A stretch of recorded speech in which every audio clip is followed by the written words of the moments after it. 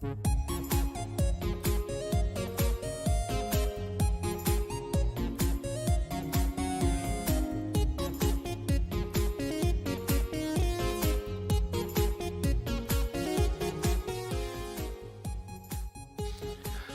and welcome to ZeldaSpeedRuns. Today we have a double feature of the Wind Waker Any Percent No MMS Tournament 2021 named WaveCrash. This is round 1 and the races are EJ125 versus Ronano and GobbityBobbity versus Zhor2000. Commentators for this will be Slam and Halcyon Haley. Say hello. Hello. Hello. I'm Slam. I'm Haley. And we'll be commentating both these races today because we have a double feature of 2 races. It's more efficient that way. Right, and this is the first race of a best of 3 for both sets of racers. And before the run actually begins, we will have some time to get to know each other because there is a nice, comfy 5-minute intro cutscene where we can maybe have some time to talk about different things you're gonna see in the run, because Wind Waker is super technical and things can get really confusing because tricks will happen really fast and you may not necessarily notice that they happened in the first place. So yeah. Yeah, that's a good idea for what to talk about during the intro. When we go for PBs outside of a tournament setting and just practice or go for good runs, we have intro skip, which is, well, it depends. It could either be a vanilla save file that is saved, makes a save point as soon as the intro's over, or it is a cheat that just skips the intro for us. Either way, it allows runners to skip the intro, which allows for much faster resets. However, in this tournament, it's just a lot easier to keep it simple and just say, okay, everyone has to watch the intro. Right, then we won't run into issues like people having trouble setting up Neo Gamma is what we use to use the cheat code for the intro cutscene skip. So yeah, just this way, it just makes it more simple. And then we don't have to double check with runners beforehand, which intro skip they're trying to use and blah, blah, blah. And everybody likes lore, right? Yep, that I can totally read. So for the first 30 minutes or so of the run is basically a glitchless portion because, excuse me, no MSS, the category, is basically no, it means no manual super swim. So in a classic any percent speedrun, runners will start off doing the manual super swim and get the Wind Waker, the item that we use to do a majority of the glitches in this game, within 10 minutes or so. But we are not allowed to do that trick in this category. So the runners have to complete Outset, basically just all the early game stuff. So we'll do Outset and then we'll go to Windfall and Forsaken Fortress 1 and do all of that basically without any means of glitching. So the beginning of the run is really movement heavy as opposed to swims and things like that. Yeah, something viewers might find very surprising at the beginning is, even though, like you said, it's just kind of movement based and it's very standard, it's kind of a casual playthrough at the beginning, just going through Outset, getting the sword, rescuing Tetra. The runners will already be pretty far apart by the end of Outset. Right, yeah. I guess I don't know if it's a caveat or just a result of the beginning being exclusively movement is that it's very optimized. We know down to the second basically what is a good outset and what was a bad outset, and the ways to save little tiny bits of time here and there. So different runners will just know different optimizations for outset. It's really satisfying to know all of the little optimizations and have a beautiful outset.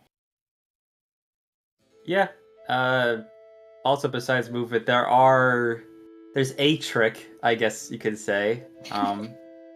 About 9 minutes 45 seconds in, and there's also like other things like quick combat, good rolling, a lot of little stuff. Yeah, there's at least a trick in the beginning.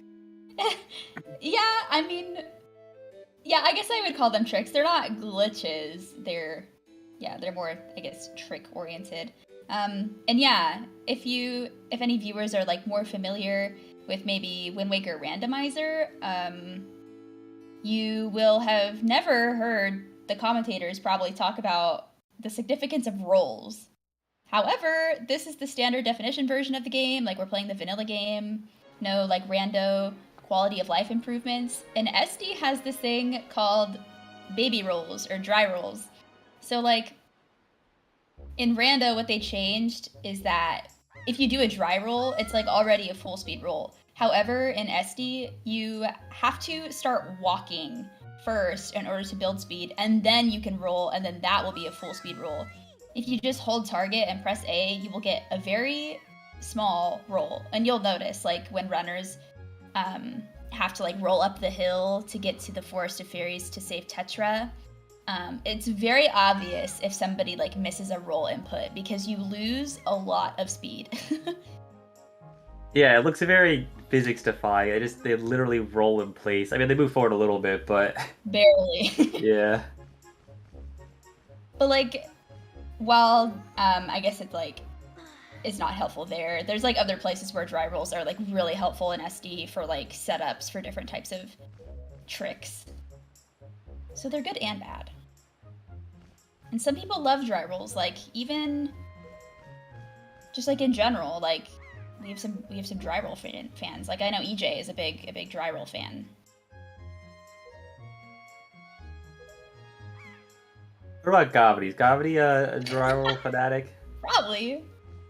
Yeah. Right, so finally we have control of Link after 5 minutes and change. So here, if the runners get a frame perfect A input, like the first moment they touch land, you can get a full speed roll out of the water. And yes, rolling is the fastest means of transportation right now. So everywhere we go, we're gonna roll.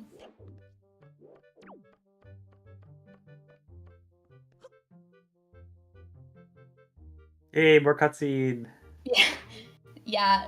Unfortunately, like early game is like you get control of Link for a bit, and then a cutscene, and then like you get control for a little bit, and then another cutscene, and then it's just like that for 30 minutes. I think Forsaken Fortress is probably like the longest like portion of control in like early game. Yeah, and then it's followed up by a cutscene that but it's a cutscene that you don't have to mash through text boxes, so it's kind of nice. Yeah. I wish other cutscenes were like that. Sometimes I feel like those cutscenes, like at least for me, like they kind of like pull me out of the experience. I'm like, oh yeah, like I just finished Forsaken Fortress, like I want to keep going, and then like, oh, I have to sit for however many minutes. Oh, another thing with this too is we're gonna see a lot of save warping, because when you save and quit this early in the game, it puts you back at the tower. So instead of running all the way back to the tower, you just save and quit and then reload the game. It puts you back here. And save and quitting is memory card dependent, so people with faster memory cards will have a bit of an advantage.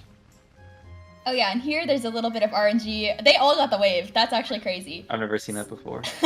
So there's I don't know like what the odds are, like what causes it, but like there's a chance like Errol will like wave when you like trigger the cutscene, and then it'll take longer to like start like the text.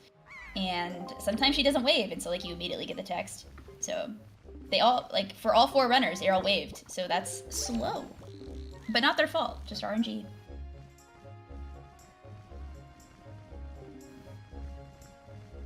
Oh, they're all in the same cutscenes. If you think about it, they're all tied.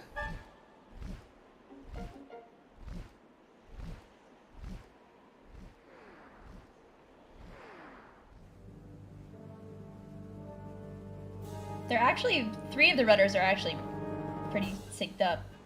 Yeah.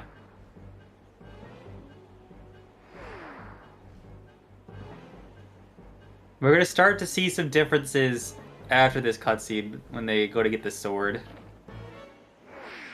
So there are a lot of little things that could go wrong in the sword tutorial. The one trick that I mentioned is in there where you get Orca to force you to parry a lot faster than what's normally expected. But there's also things like not quick spinning, and then Orca gets mad at you.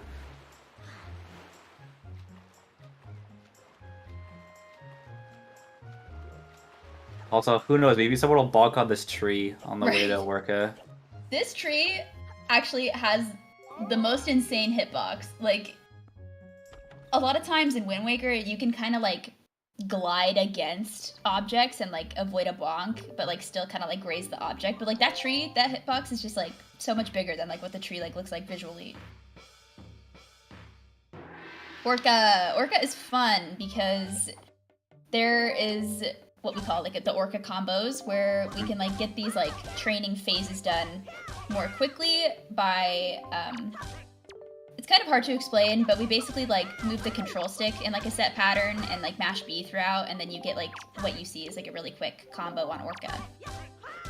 Yeah, like for example, on EJ said like he's stabbing, or Gobbity's stabbing too, but they weren't all stabs. There were some quick spins in there, and that's okay for some reason. Here's the trick. Right, it's really weird. I think Gobbity got it. No, we didn't. Okay, yeah. Yeah, no one got it. There, if you hit, I think it's a 2-frame window. You hit A when the parry prompt comes up, and you can get the next parry like significantly faster. But like you saw, like EJ and Gob had to like wait a little bit for the next parry. But if you get that frame perfect or 2-frame input, then the parry will like immediately come up. So it's very fast. And speaking of fast, they get a save warp.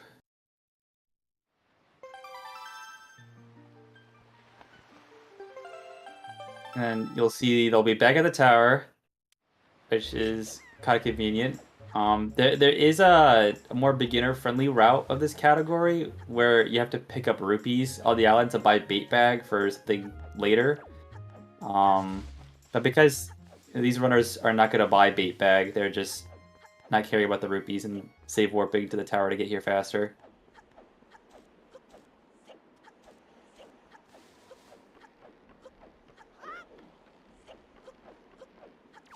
Ooh, I thought Gobbity was about to fall in there for a second. That doesn't happen a whole lot, but I remember one time I was running across this bridge and I just got a baby jump and fell into the like the gap. Yeah. That's really unfortunate. It might have been during a race too. Oh yeah, so here we can like quick spin at that log and just like pick up the 20 that's in it. I think you're supposed to like crawl through it in order to get that, but like our sword just like picks it up if you do a quick spin. Also, Gob. Oh. Yeah, Gobbity, he did everything right, but that Bokoblin said no. That was kind of wild. And yeah, unfortunately, he took damage. So here we want to pick up rupees from the grass, but because Gob took a 1/4 heart health of damage, the grass is also going to drop hearts, not just rupees. So that's kind of bad for Gob because he needed like some more rupees than that. And that grass drops a lot of hearts and not a lot of rupees, even with the 1/4 heart damage, just because, you know, it's the beginning of the game. Nintendo doesn't want you to game over this early. Yeah, 25 is okay. I didn't see if EJ got it, but there is a combo that we can do on the Bokoblins here that makes the fight like really clean and really fast. It's kind of difficult to pull off though because it requires like some like you have to like take a precise like step forward, and then you have to like manipulate the control stick in a specific way, and yeah, mash B, and then yeah, combos are really important in Wind Waker, it turns out. Yeah, at least in the beginning. Yeah. And once the runners get the Wind Waker, that's when the speedrun changes completely.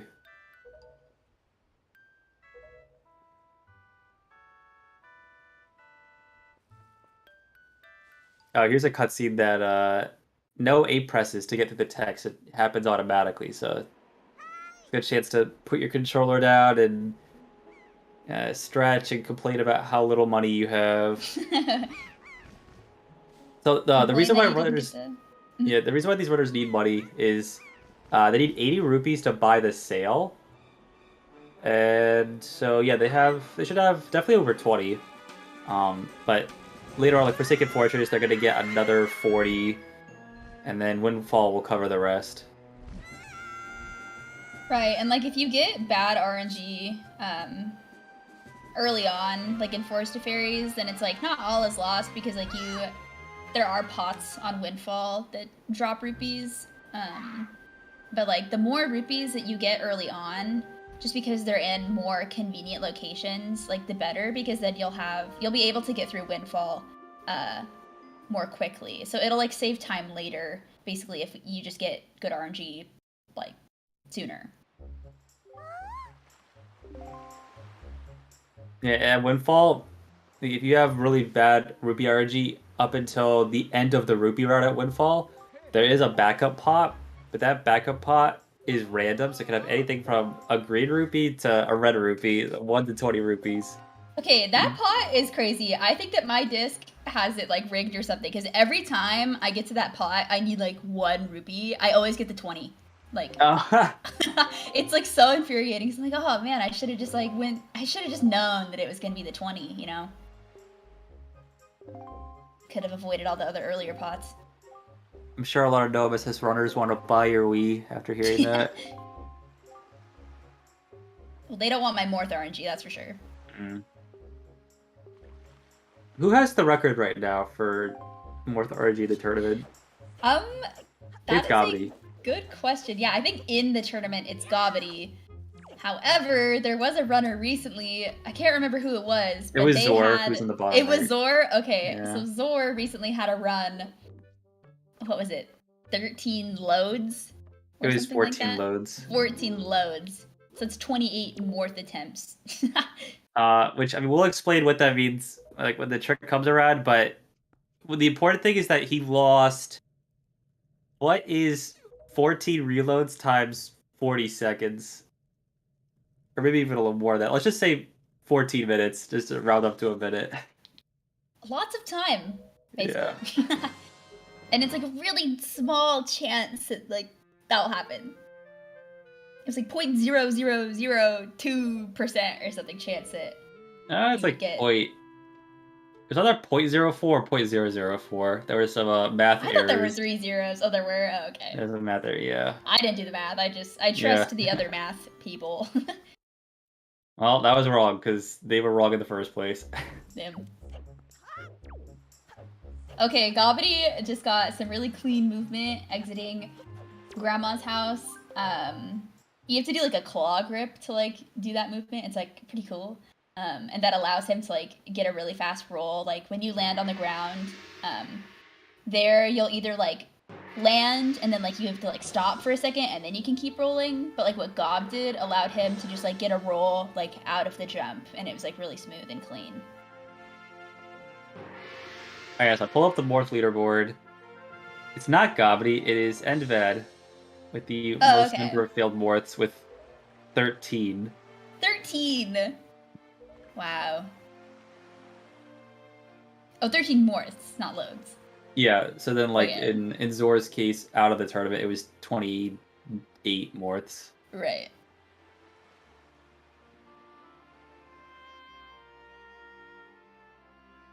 Endvad beat Gobbity in the same race.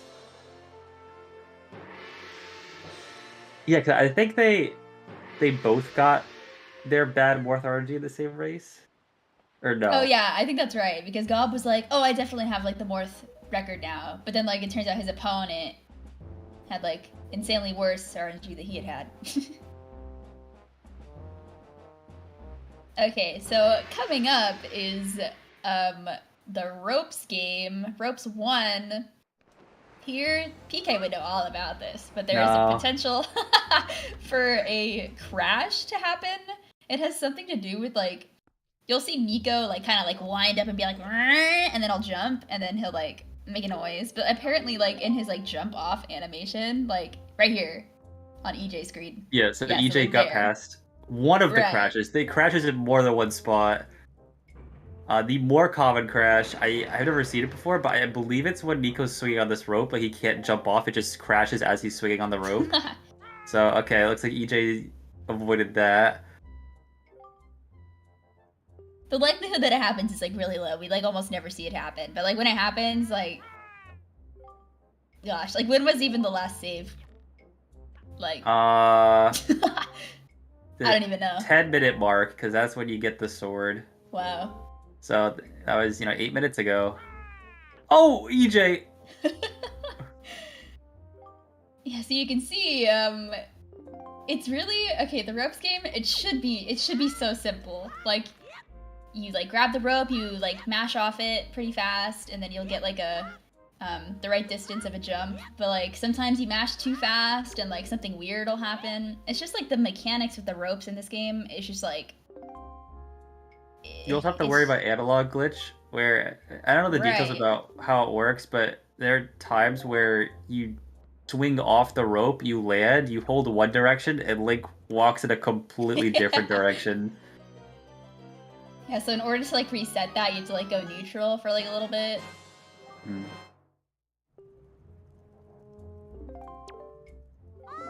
Now we have the spoils bag, which is like not useful, but like we have it now.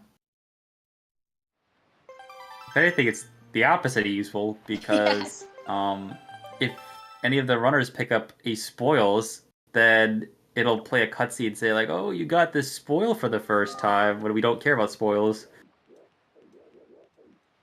Okay, so now we're starting the like Forsaken Fortress segment, and so some of the runners will try here to get like really clean like movement onto grabbing the ladder here, because so these lights at Forsaken Fortress, they're moving like right now, like they're on a cycle, but the cycle is already started like as soon as you spawn in on the pirate ship. So if you have clean movement and clean text mashing, and you can tell if the text mashing is clean if you don't see those like green circles come up that like prompt you to like press A, you know?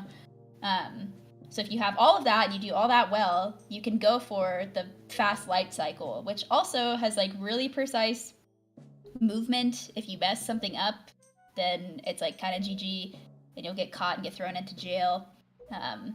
EJ is saying here in chat that he had a sketchy text and ladder start.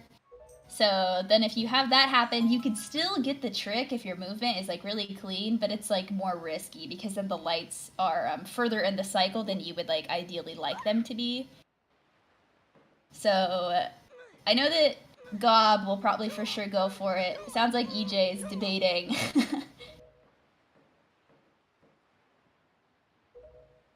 Also, a funny thing about this cycle, like the light cycle, on other versions besides the Japanese version, it doesn't matter how fast you mash text, because when the cutscene's over and you start walking around in Forsaken Fortress, the lights reset, I think.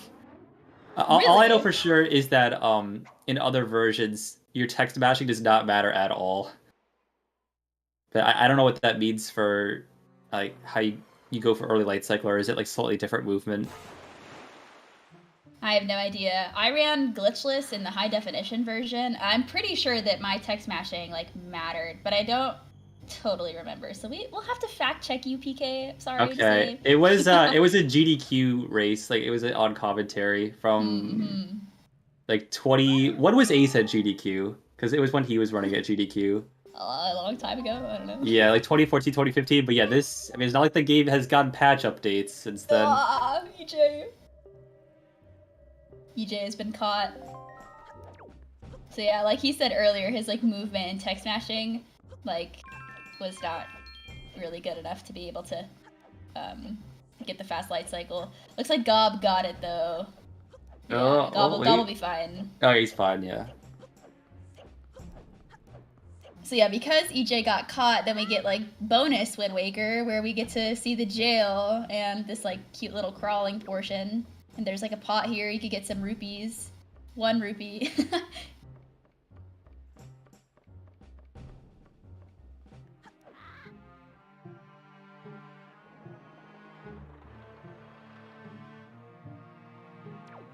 Yeah, so this one searchlight is the only required one to take out, because when the runners get to the end of Forsaken Fortress, they have to sidle along a wall very slowly, and if that light catches them while they're sidling, which it will guaranteed unless they take it out, they have to go back to jail.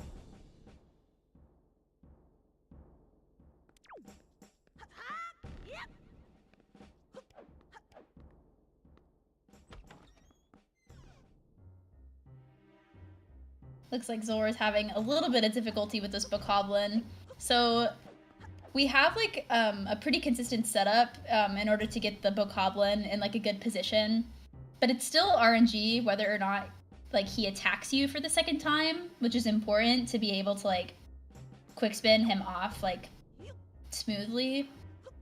So sometimes if you like mess that up, then like the Bokoblin is like super annoying to deal with. It looks like Zhor fell there. I didn't see. Oh, maybe he swung too far left and then fell on the bunk beds. I kind of wonder though, if you mess up that room and you fall, is it worth it to get the 5 rupee barrel that's right next to the ladder?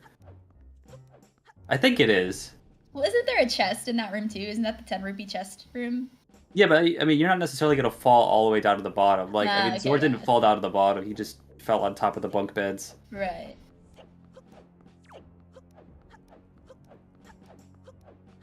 Okay, so we didn't talk about it for Gob and EJ, but Zhor is hopefully not going to get caught. Okay, cool. So there, if you do some like tight movement, like around like the corners and stuff, and like you saw that he like picked up the barrel and then like took off the barrel, and I think I used to say that it like changed something about the hitboxes, but I think that that's wrong. It just makes it so that the moblins like don't detect you as easily. It's like here Zhor's going to do it again. Yeah, like when you take the barrel off, it still maintains the like the properties of you being in the barrel. But then as soon as the moblin sniffs the ground, then it resets, so then it's back to being normal. Like, oh, I can see you like a normal person.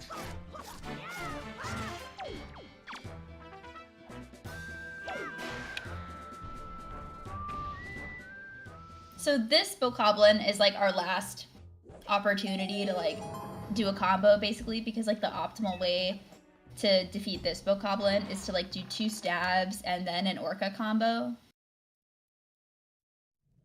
But none of the runners are doing it. Like what? We need to like educate people on Bokoblin fighting apparently.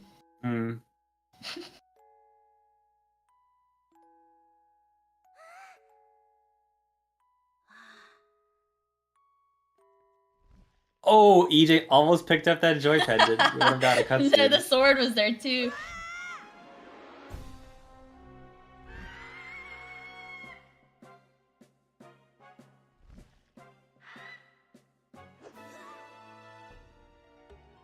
Yeah, so like we have to like press A to open a door. So like sometimes if there's like an item in front of the door that you want to go through, you'll like press A and then like pick up the item instead.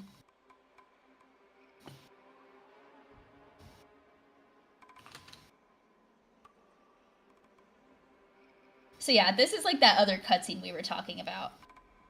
So like in Forsaken Fortress, it's a lot of like, I don't know, pretty intense segments, I feel like. Especially because like you might be like a little nervous that you are going to get caught by the moblin or something. And so like you're going, and you're like in the game, and then it's like, oh, now I have to sit for a bit longer before I can play again. But we're about 27 minutes into the run, and so soon we'll be getting the Wind Waker, and soon we'll be able to start breaking things more significantly.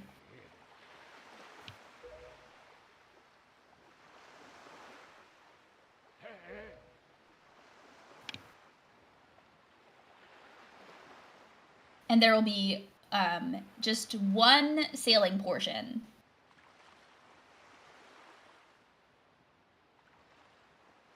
And we have some ways that we can make that a bit faster as well, instead of just like pulling out the sail and just like sitting for however long it takes to get from Windfall to DRI.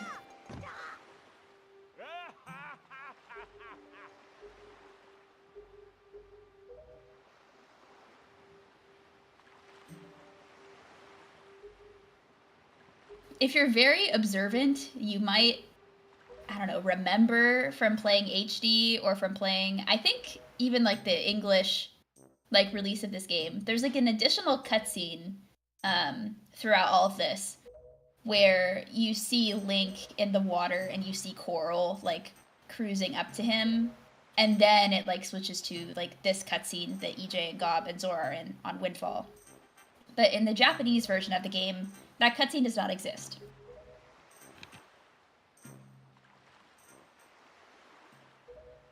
Yeah, I wonder why that is. Like, they released the Japanese version and they thought, you know what?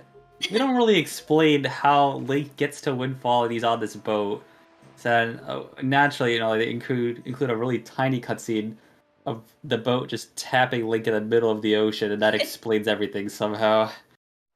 I feel like it's pretty explanatory, but also like sometimes we kind of like to refer to the JP version as kind of like a beta version, because like you'll notice more in like longer categories, like all dungeons, that like a lot of overworld rupees that you're probably used to being there from just like your casual playthroughs are just like aren't there. So like there's just like pots missing in places where like you're used to having pots, just like they don't exist in the JP version. Okay, well I do, Mitty.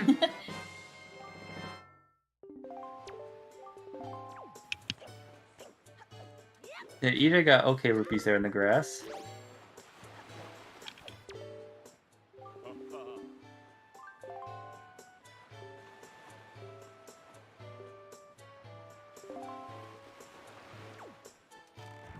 Yeah, so far we haven't had to see anybody get the RNG pot. Wow, Yeah, Zhor got a lot of rupees in the flowers. Yeah.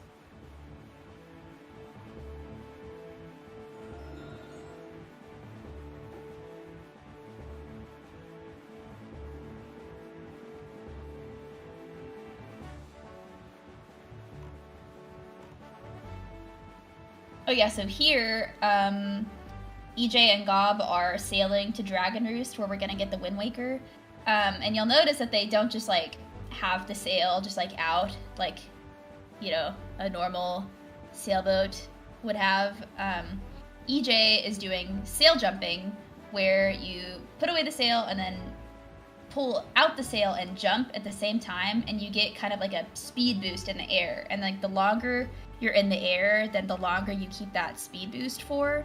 And so that's just like a way to optimize sailing. But then Gob, on the other hand, is doing sail pumping, which you just like put away the sail and take out the sail repeatedly, and then that also gives you like that boost, because the boost comes from pulling out the sail for whatever reason. Yeah, both are definitely faster than sailing normally. I'm not sure which is faster, and I'm gonna be honest, I don't think it matters that much. Because I know sail pumping over regular sailing saves 2 seconds per square. Like per quadrant, wherever you want to call it.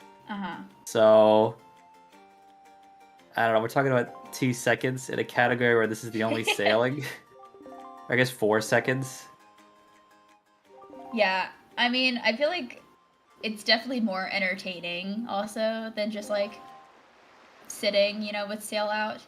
I think I've heard somebody say that like doing like 2 sail pumps into a sail jump is faster or something, but I think it is debated or like not timed exactly. I'm not sure. Yeah, I think also it's different in the randomizer. What's faster or good methods? I mean, you still sail pump and sail jump in the randomizer, but I know in regular Wind Waker, it's a little different because the sail's different.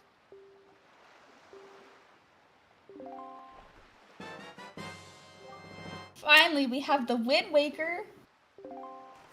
This is where the run starts to get scary, in my opinion. Yeah, a lot of runners, like, when we get here, we'll be like, oh, the run finally begins, or something. Because, like, now, you'll see we're finally able to do storage, which is, like, our means to basically do most of what we need to do in this run.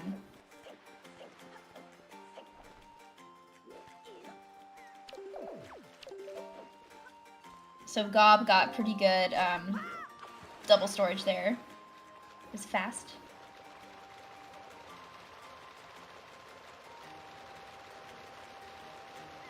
Oh, this is a little bit of an aside, but I did look up the GDQ run. That I remember hearing the light cycle thing. Uh-huh. I was a tiny bit wrong. I still like I had the right spirit in mind. It's Right. you have to do a completely different movement because of the English text being slower in the cutscene. Oh yeah. The cycle is just like so messed up by the time you would get there in English. But yeah, so like a lot is happening on screen right now. So we got storage, and that allowed us to, when you pull out the Wind Waker again, you go into what's called camera lock. You'll see like the camera is like locked onto Link in like a fixed position.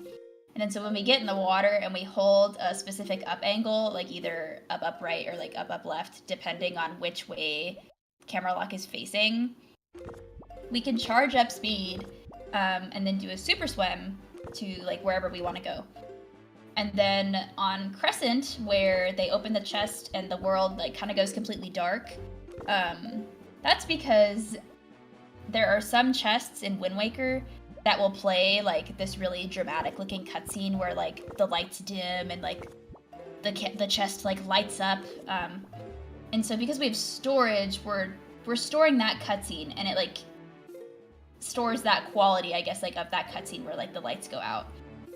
But it's like fine because when we leave the quadrant where that happened, the lights like come back on anyways, and we can see where we're going. So it's not too hard to navigate. Like you might think, oh my gosh, like how do the runners like see what's happening?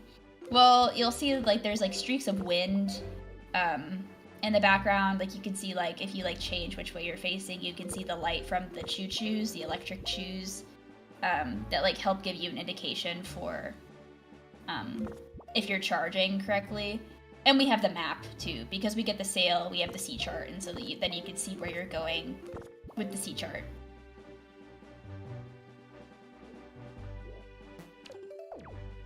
And then we do all of that so that we can swim all the way back to Outset, and the pirate ship is still here. So because we never reloaded the ocean, like via like save warping or like entering a loading zone or anything like that, the pirate ship is still at Outset, but is in the state where it allows us to get the bombs. And that's because we got the Gossip Stone, I think is the flag that changes the pirate ship to having bombs instead. We got the Gossip Stone at Forsaken Fortress. So yeah, it's all very, seems really convoluted. It's very technical, the reason why the pirate ship's still at Outset. But before that, we need to talk about layers. Oh gosh. Yeah, it's like... That's like a whole other thing. So. Well, I mean, that's like the part of the technical reason why it's still here is because when you spawn at Windfall for the first time, the game's on a certain layer where the pirate ship's at Outset. And what are layers, you may ask? Oh, don't worry about it. And so then we do all that just so we can play our favorite game, Ropes 2.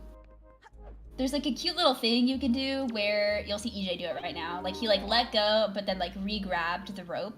And that allows you to like build more speed like in your swing like more quickly. Otherwise you'll have to like swing back and forth a couple more times in order to build enough speed to like jump onto the platform.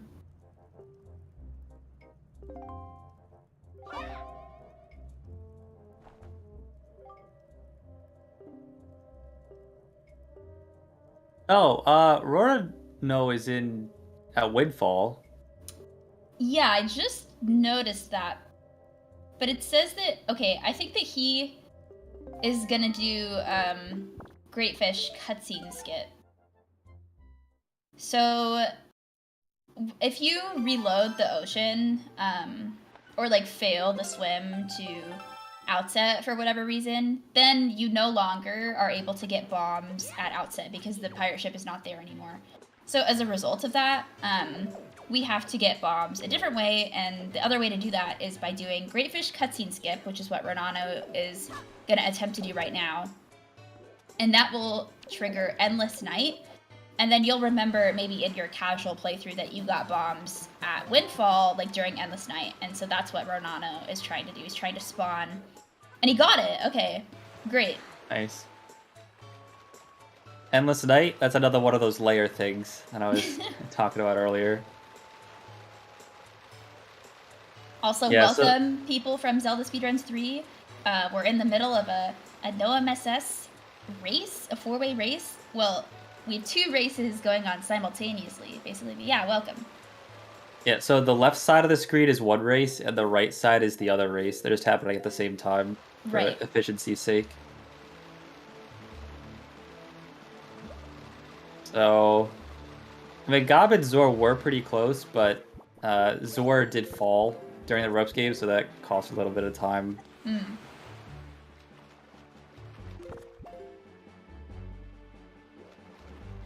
Yeah, like, see, the fact that Gob and EJ are both at Forest Haven, like they just showed up around the same time, doesn't matter. They're not racing each other. Right. So there's a couple ways that you can clip under Forest Haven. Like you saw Gob do one way where he did a bomb ledge clip, and then you saw EJ do a totally different way where he got a Wind Waker dive off of Beetle. So both are like totally like valid ways of like clipping under the island. Because our goal is just to like swim to this spot, so that we can damage down and then enter Forest Haven. Because our goal here, we're here for the leaf. That's it. That's all we want is the leaf, because the leaf is like really broken in Wind Waker and it's gonna allow us to do like some important things later on. Yeah, like clipping out of bounds is nice and all, but you can't really do anything if you're just gonna fall in the void immediately. So if we could say fly while we're out of bounds, that's pretty useful. Also, Leaf is... it's not required for barrier skip, but I'm pretty sure every single setup we have uses the Leaf in some way. So, guess you kind of need it for that too. Does Trog setup use the leaf? I don't remember. Yes. It does? Oh, okay. Then yeah. I cannot remember.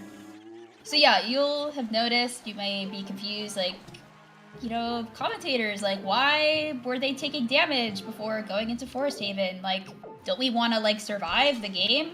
No, they're bad at the game. That's what they take damage. I promise you, it was on purpose. And we'll see why shortly. But now, what's happening right now is called Deku Tree Cutscene Skip. So, essentially, we get to choose in this really weird state with storage, and push them all out of bounds, because like when they go out of bounds, it like counts as them like dying. So we want one chew, or the last chew, to like void out at the same time we get crushed on the Deku Tree, and then that will allow us to skip this really long Deku Tree cutscene. The setup for this is also kind of long, so it ultimately only ends up saving a little under a minute.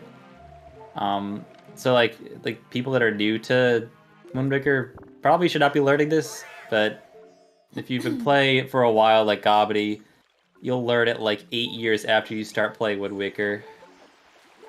Right, it looks like Gob got it and EJ got it, so that's always cool to see, because like PK said, like the setup is really long and annoying, and so you lose a lot of time if you fail the trick. So now, all that damaging down has led up to zombie hovering.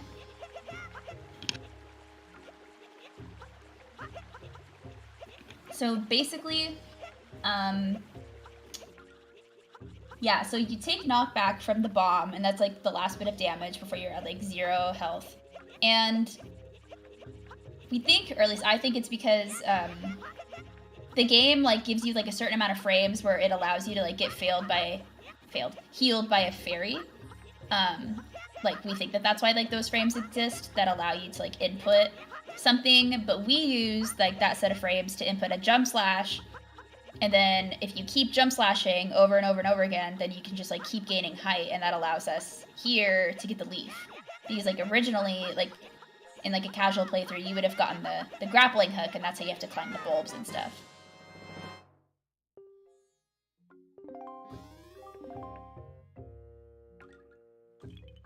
And also, and you yeah, might if think... you touch the ground, then you die, and then it's bad. Yeah. Yeah. Also, you might think, like, oh, I'm bad at zombie hovering. I guess I'll go get the grappling hook instead. and you don't want to do that because that just takes a really long time. Right, because then you have to do like what, like 70% of Dragon Roost Cavern, and it's like it's really far out of the way. It's like not worth it. Yeah. You have to like watch that delivery bag cutscene, which you could skip it, but I mean, considering you're not zombie hovering in the first place, you're not gonna skip the cutscene. Yeah, exactly. So this storage spot is, you know, really fun. So like Beetle's ship bobs up and down, so that changes like where the ground is, essentially. And to get storage, you want to press B on a specific frame before hitting the ground. And so like the fact that Beetle's ship is like moving up and down like changes like when that frame is gonna be. So it's basically like RNG storage. Yeah, I believe it's 3 frames before hitting the ground.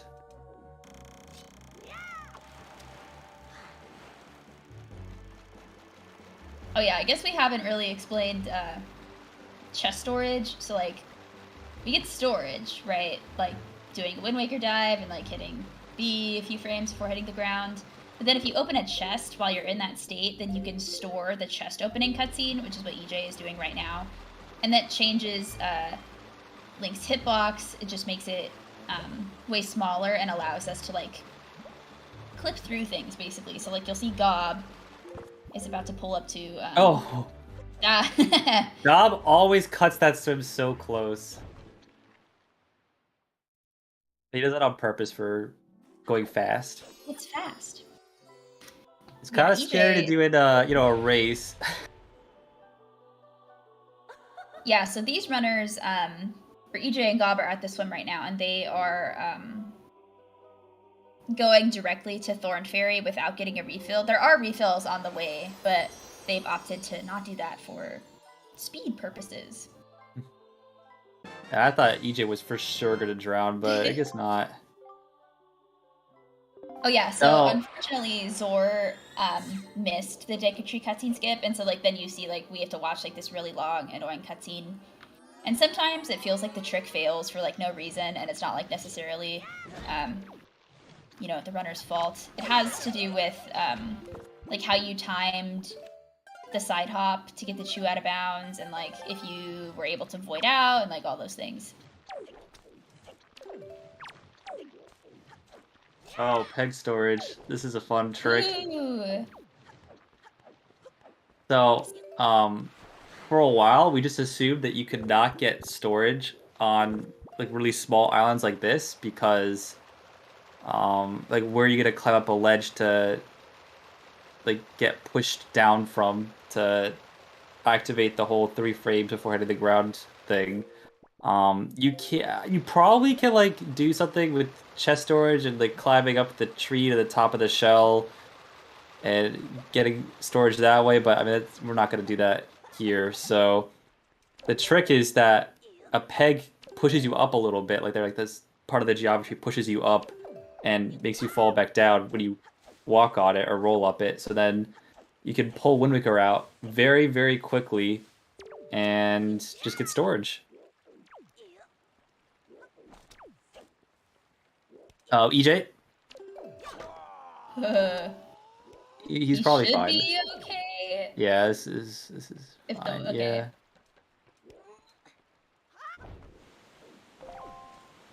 Okay. Ooh. What just happened to Gob is that he got his like double storage successfully, but then like you have to leave like onto that like upper platform. And like this happens to me a lot too. Like sometimes you just get like a baby hop and like you won't have enough height in order to like land up there. Yeah. It's actually crazy that this is happening to Gob right now. Like it's just like this really annoying thing. Like in Wind Waker, like you will jump off a platform with like different heights and it's like obnoxious. EJ got the baby hop too. Oh my gosh. And yeah, if you grab the ledge, it still like doesn't even matter because we need that text to stay up. Like you see Gob like still has the text up. So if you press A to grab the ledge, it doesn't even matter because like that A press cancels the text that we need. Yeah, wow. The Private Oasis is claiming several victims today. And it looks like Zhor is having a successful leaf hover. I really hope that I didn't just like, what's it called, like commentary curse or something. He should be fine. Yeah, that's fine. No, yeah, plenty of height to just drop down on it. Right, but sometimes if you can drop so fast that you'll hit the ground like before you pick up the item, and so like you'll be like on the leaf, but then like you'll die and like have not picked up leaf. So that's always scary. All right, let's see how EJ. No. This is tragic. Yeah, EJ's lose. Okay, that's not. It's bad, but it's like he could have ended up inside the reef, and then you have to swim outside the reef and go back to doing what you're doing, which is annoying. Yeah, that's still really annoying though, because like we want to keep our speed from like when we charged up at Private Oasis, and just like get a refill off of the reef and then go directly to Forsaken Fortress, which is like what Gob is doing right now.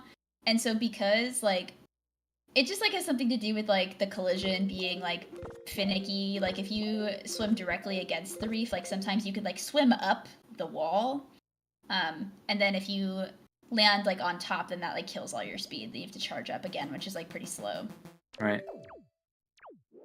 But despite that, Gob and EJ are arriving to Forsaken Fortress at about the same time. Yeah, EJ got heckin' reefed. Sometimes the game is just a little silly, you know? Which, I might as well say this again just in case there are new people coming in.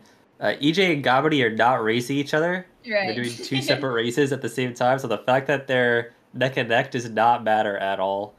Because the one race is EJ versus Ronano, and the other race is Gobbity versus Zhor.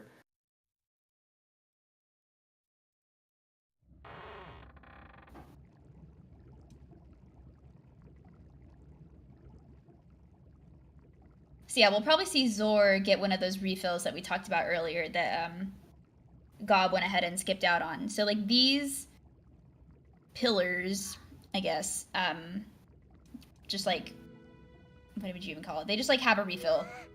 Just like because of the way like your collision is, like with chest storage, if you like go up against like these pillars, or like it's the same thing that happens at reefs, like we're just able to get refills off of them. And it makes swimming to Thorn Ferry, where we want to get the quiver, safer, basically. Yeah.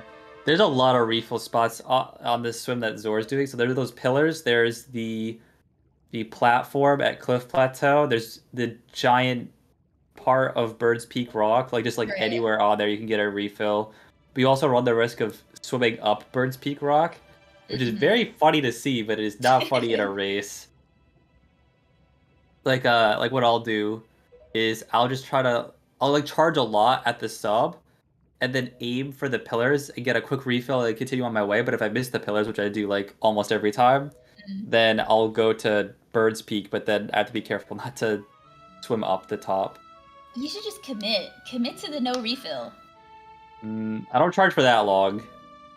And also, again, you know, this is a race where it doesn't really matter how fast you are, you just have to beat your opponent. That's true.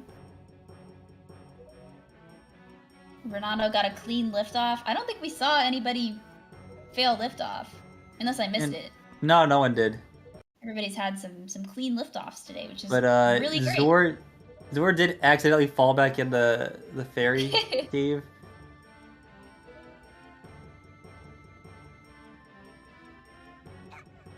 Yeah, so getting out of these vines can be a little tricky. It is a side hop jump slash, but the timing is like, it's not like precise timing, but you definitely do have to time it like a bit. Otherwise you can get stuck or like get knocked back into the loading zone for the ferry. Alright everyone, let's pay attention to EJ's screen. Not only because he's the furthest ahead, but also he, quote, is doing an epic move. There's no way. Yeah. Is this what he was talking about? Okay. Yeah, this is what he was talking about, and this is what I thought he was talking about, and yeah, I knew it. Wait, I missed it. I looked away. Did he go? He didn't go for it. No, okay. he didn't. You were wrong then. So here, you know, where there's water in a Wind Waker, there's a way to swim, right?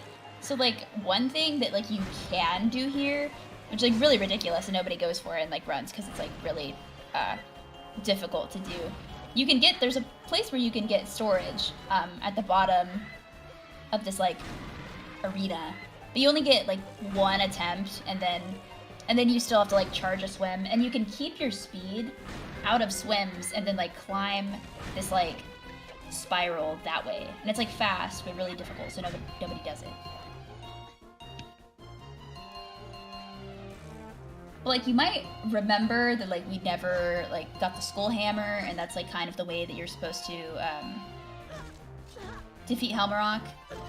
So Gob is gonna go for the Leafing Helmarock skip. And he got it, which is, like, really cool. Wow, yeah, that's really good. Meanwhile, I mean, EJ is doing his epic gamer move right now, which is a new setup for Helmarock skip. It looks like he got it. Yeah, okay, I've never seen that setup before. Yeah, he was talking about it in the Discord. Was it this morning or last night? That I think Edbad made a setup that was like that, and then EJ might have tweaked it a little bit. Wow. So I don't think it's consistent though. Which, you know, people kind of make fun of me for doing inconsistent setup, and then whatever. There's a lot of different setups for Helmarock skip, and then people, like, just, like, have their favorites, and, like, some are faster than others, but, like, really for Helmarock skip, like, you want to pick the thing that, you know, is consistent for you, because, like, the Leaf setup, for example, is fast, but if you don't know how to do it, then, like, you'll just, you know, lose a bunch of time to failing it over and over again. So yeah, it looks like there's yet another new setup in the mix. So Envad and EJ made this setup together. It wasn't like Envad made it and then EJ said, I'm gonna make it better. They both worked on it. Interesting. Okay, that's cool. I had no idea. Oh no. So Zhor, he got a good air refill at the Reek. He didn't swim up it by accident. But this island did load and ruin his speed. Oh, I guess we should emphasize too, like when we already said this before, but just to make it clear, whenever runners swim up the reef, it's not really their fault. It just kind of happens. I guess the one way to avoid it is to make sure you're not like perpendicular to the reef, and that you kind of swim along the wall, not into it. Right, like you want to be kind of like not like completely like parallel to the reef, but like you just like want to like change your angle a little bit, where you're like kind of like taking like little sips off the reef. You don't want to be like oscillating like PK said, like perpendicular like against it, because like then you just might get unlucky and like swim up it. Yeah, you want to be perpendicular to the normal vector of the wall. Okay.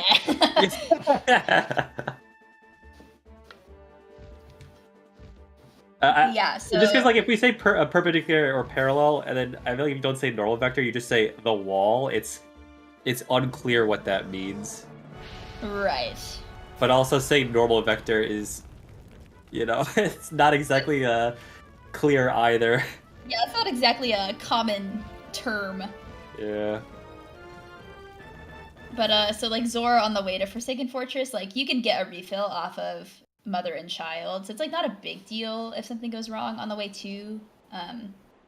Like for example, in a super swim, if you hit neutral on accident, then you'll.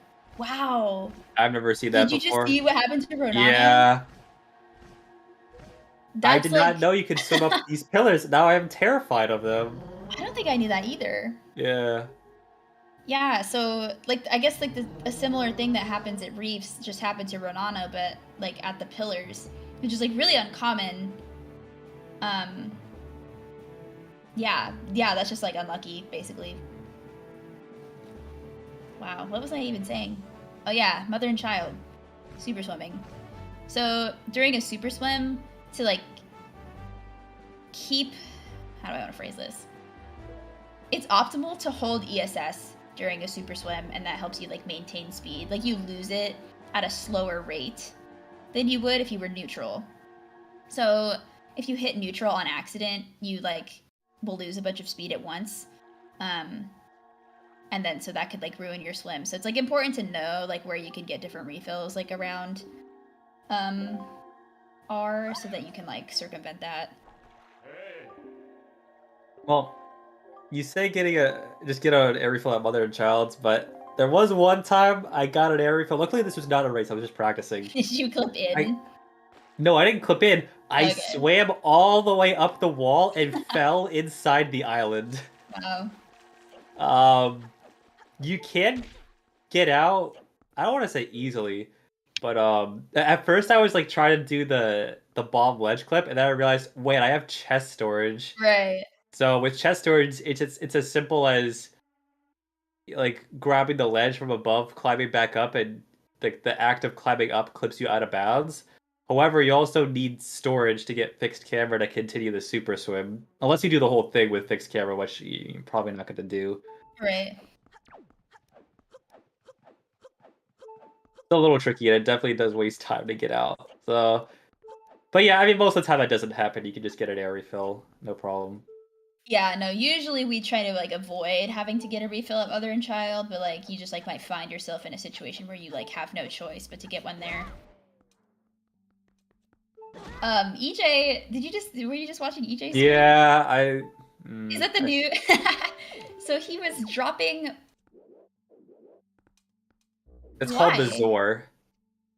Because I was watching Zhor do a practice run, and he got to that point, and he said, "Oh, PK, I want you to watch this. Is this faster?" And then he did the bomb drops, and I was like, "Oh yeah, that is faster than just walking through there. That's for sure." Because when you drop a bomb behind you like that, it does give you a little speed boost in the moment. Wow. Okay, I'm learning so much. This is actually kind of crazy because like I mean that. Oh, go ahead. I'm pretty active like in the community, and like I've seen so many new things, like new Halmrock skip setup, like a new way to like get through the puzzle room. Yeah, we should probably talk about barrier skip. But using the bombs to give yourself a speed boost, I mean that's how barrier skip works. I mean, yeah, it makes sense. Also, nice Gobbity just got barrier skip. Yeah, and then EJ got a failed barrier skip attempt into Tetra talking to you, which is double whammy. You know what? Every time I'm commentating something or like I'm doing a run on stream and barrier skip comes up, I always want to say like, "Oh, there's this new fancy trick," but it's not really that new anymore, is it? Like people at this point, people already kind of are familiar with it. Maybe not the details about how it works. Yeah. Like I remember a gymnast barrier skip setup video came up on my recommended for some reason, and it has quite a bit of views for a speedrun video. Yeah, it was like the hype thing, I thought at the time. The holy grail of Windmaker tricks. I mean, yeah, it was, but then I guess the point I'm trying to make is that it's not special anymore, because now people are like, yeah, it's barrier skip. We knew about that. It's been well, bomb push barrier skip is almost 4 years old, I think, which is very strange to think about. You're showing your age. I'm not that much older than you. Your Wind Waker age, I should say. Yeah. So yeah, barrier skip, it happened in... I thought bomb push barrier skip was early 2019. Or was it early 2020? Oh, yeah, and then the original actor loading method was summer of 2019.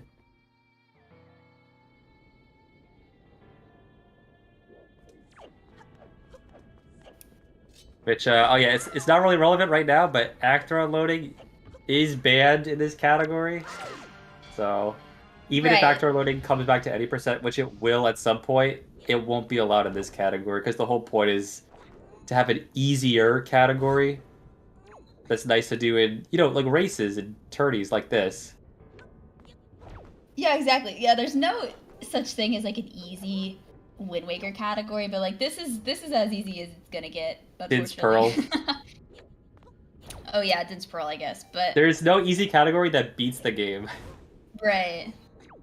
So this is kind of cool because like side by side right now we can see EJ and Gob are like trying to do the same thing, but the same goal is to like skip the trials because we don't have like any of the or most of the items we need to like beat the trials, so we want to skip them. It's also fast. So EJ is doing a bomb ledge clip, and Gob is attempting to do a roll clip. And the ledge clip is considered, the one that EJ is doing, is considered to be like the easier version of the trick, although it's a bit slower. You have 3 frames to input, like your like control stick input, whereas here Gob has to frame perfectly, press A. Yeah, so like the roll clip, like in theory, is faster, but then in practice, if you like just for whatever reason like can't roll clip that day, then like you lose a bunch of time to it. But it looks like Gob got it. There are a bunch of different variations of what Gobbity did too. Like Right.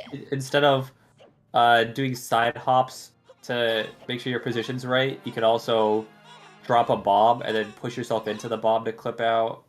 There's also a slight variation that guarantees your exact position on the ledge for consistency purposes, because I mean technically what Goblin did there was inconsistent position-wise.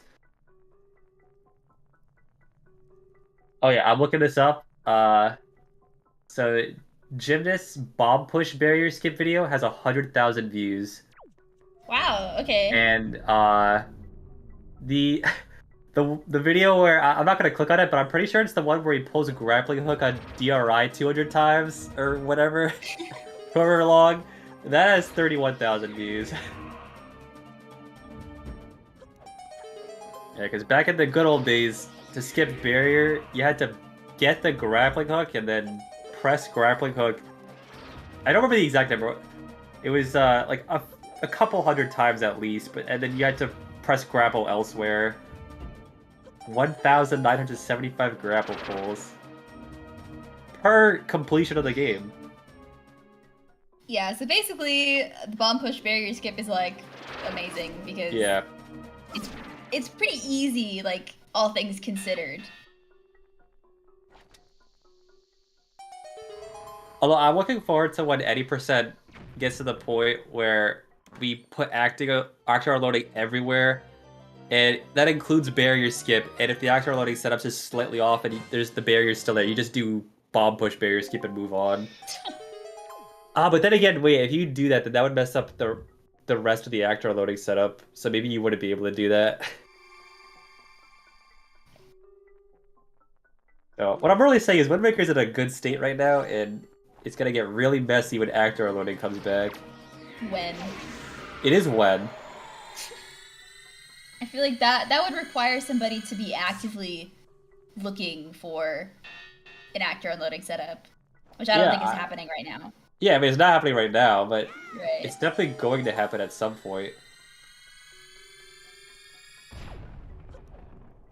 You know, just take the Ocarina of Time heap sim, copy paste, change the name to Wind Waker. You got yourself a tool to find actor loading setups. Right. Yeah, it's that simple. What needs to be unloaded? Cutscenes. That's a big one. Yeah, wouldn't the big one or a big one be like Helmarock cutscene? Well, can't we already do that? So there is someone in the community that found a setup to skip part of that cutscene. So like it still takes you to Hyrule in the cutscene, but then once you show up in the courtyard, there's no cutscene of Tetra waking up going, "Oh, where am I?" Oh, I see. Which that's really important because that does allow you to skip the first visit to Forsaken Fortress 1 if you unload the courtyard cutscene. But skipping Forsaken Fortress 1 in a run would be very, very tricky because that means you're not going to have a sword for a long time. And, you know, sword's pretty useful for things like zombie hovering, and yeah, that's all I can really think of. But, you know, zombie hovering plays a huge role in the run.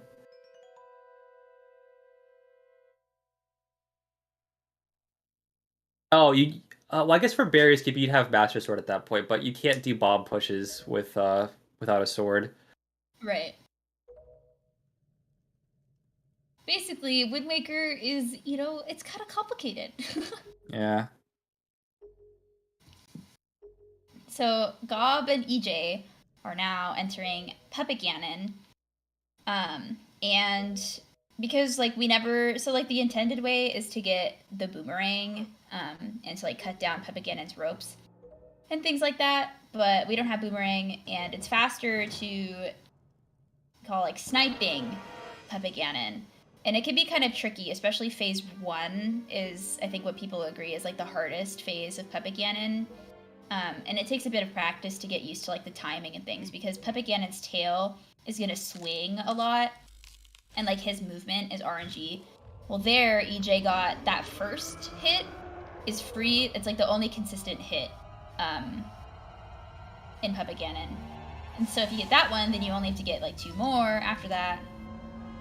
And so yeah, that was a clean phase 1.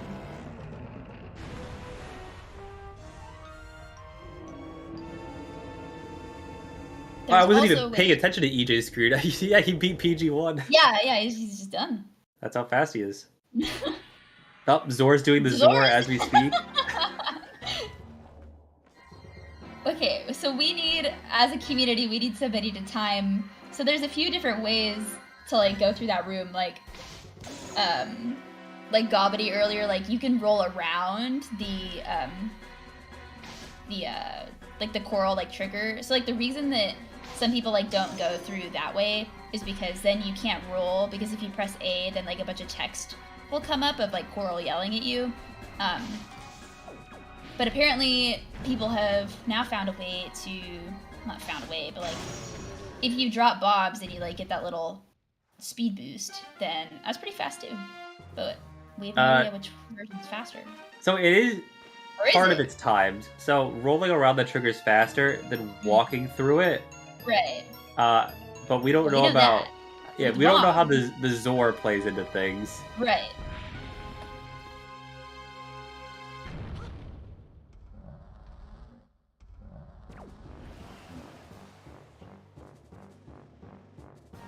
Oh no.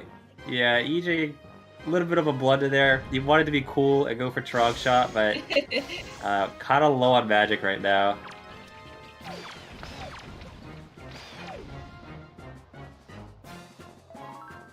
So Ronano is doing my preferred Helmrock skip setup, which is the SVA setup, which is a lot of cute little backflips and side hops. And it's very consistent. I promise it's consistent. But sometimes if you, oh, that's really unlucky. Yeah, if you like roll up to Helmrock's face, he can like peck at you and then like make you drop all the way down, then you have to save warp. But yeah, the setup is consistent if you can consistently do like the 180 turns. And then if you mess up one of the 180 turns, it's like pretty hard to tell if you messed it up or not, so you kind of just like go for the setup, like hoping that you didn't mess them up. Yeah, so it takes a little bit of practice getting used to, and things like can go wrong, but overall I feel like it's the most consistent setup. But then we have like this new setup that people have been doing, so we'll have to check that one out too. I just don't like how it's SVA setup.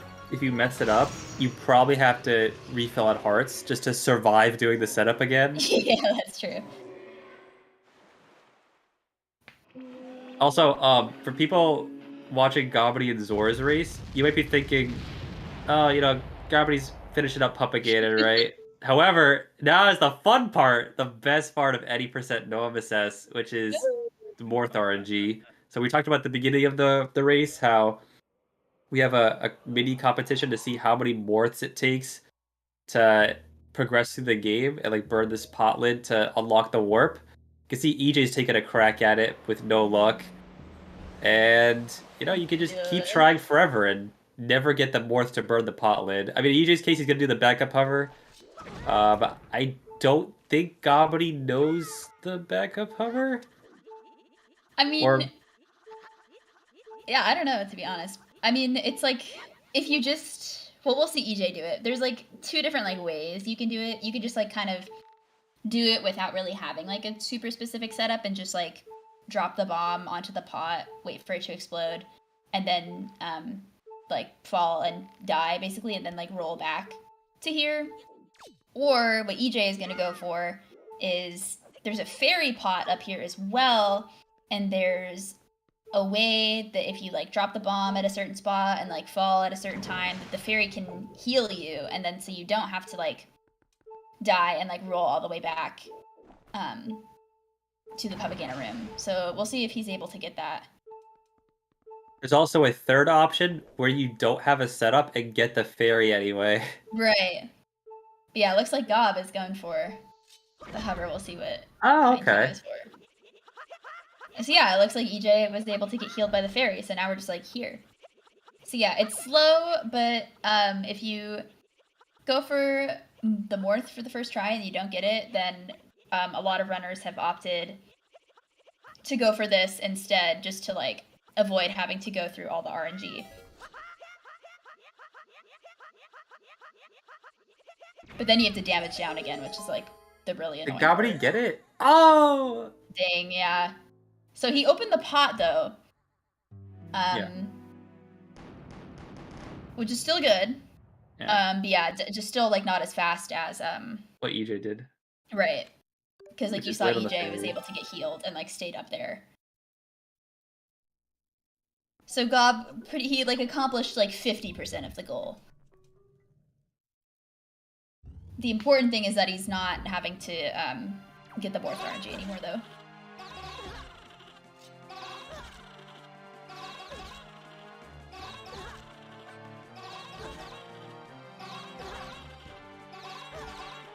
But the race still isn't over because, you know, in Wind Waker, tricks are hard. For example, liftoff can be challenging sometimes, like depending on how you're feeling that day. Ganondorf can kill you. Right. Yeah, exactly. Like just there's enough things that could still go wrong. So don't count your chickens before they hatch.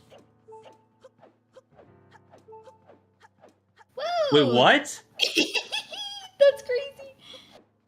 Okay, so the Morph did, on EJ's screen, the Morph that he's blowing did make it on top of the platform, but for whatever reason decided to jump off on its own accord, which... He must have moved. I guess so, yeah, because, yeah, it's not supposed to move on its own like that. Right. That is very strange. Luckily, he was able to fix it pretty quickly, considering what happened. And you can see he's bringing a little Morph friend along with him.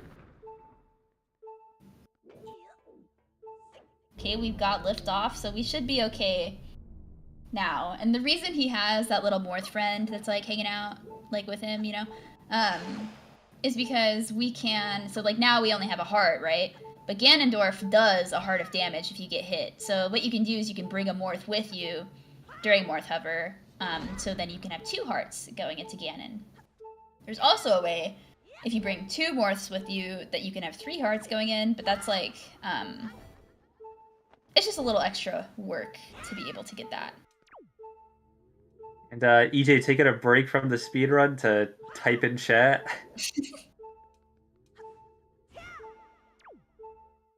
Well, EJ, you must have moved. It went towards me from the leaf, but you didn't move at all? I would have to watch it again to see what happened. I think what happened was the Morph clipped up really early compared to the animation of Link blowing the leaf. So it jumped up there and then saw that Link was moving kind of fast, I guess, because he was still going a little backwards on the leaf. And then reacted. That's what I'm assuming he means. Yeah.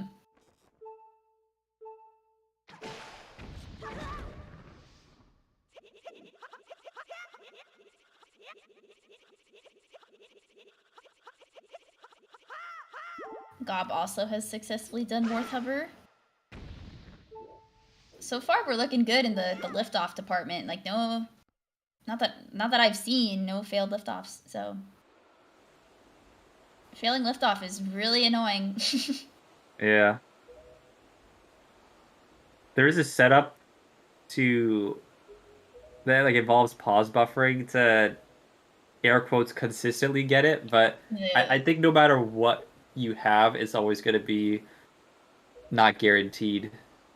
Right, get. like either way, you can't mess up like the A timing, or like you still have to press B quickly.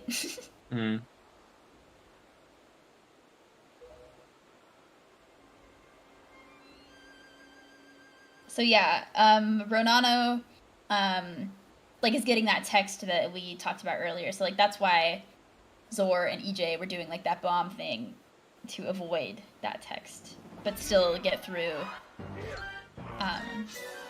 the room relatively quickly without being able to roll. This is a nice thing about having 2 races at the same time with 4 people, is if 3 people are in a cutscene, there's going to be one person that's not. We can talk about what they're doing. There happened several times where all 4 were in the cutscene, but yeah. Like the intro cutscene. Right. So yeah, Ronano is doing the Trog setup. And yeah, you're right, I didn't remember that there was a leaf portion of the setup.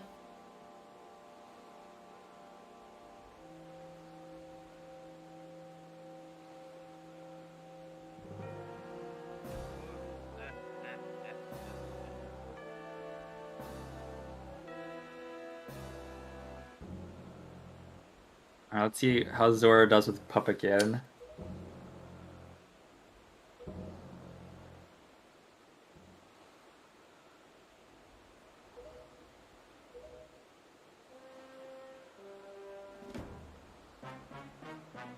So with Ronano's setup that he's doing, it's a bit different of a bomb drop.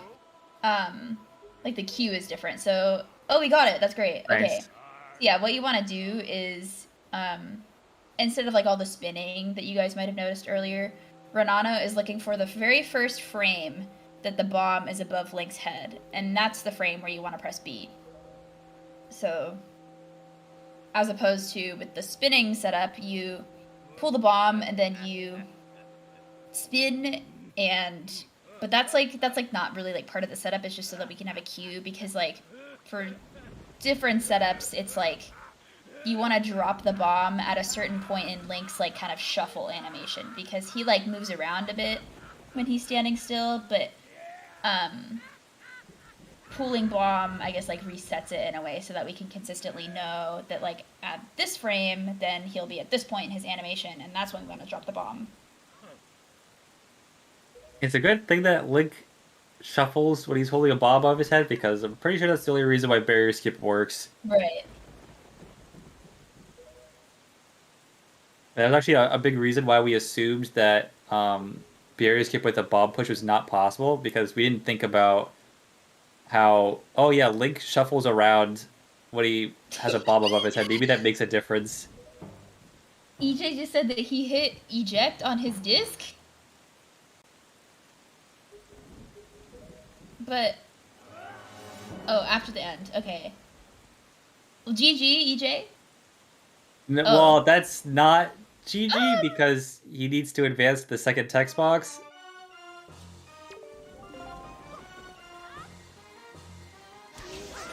So the end of the run is when the sword goes through Ganon's head, but we have a requirement for the runners that they advance to the next text box so that we can confirm that their file name is the same as what they established at the beginning of the run. Okay, that's...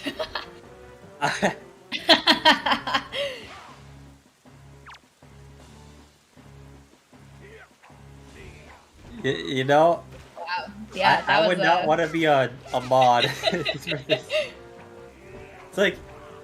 like having that like cutscene there to like switch to a black screen. It's a bit convenient for a splice.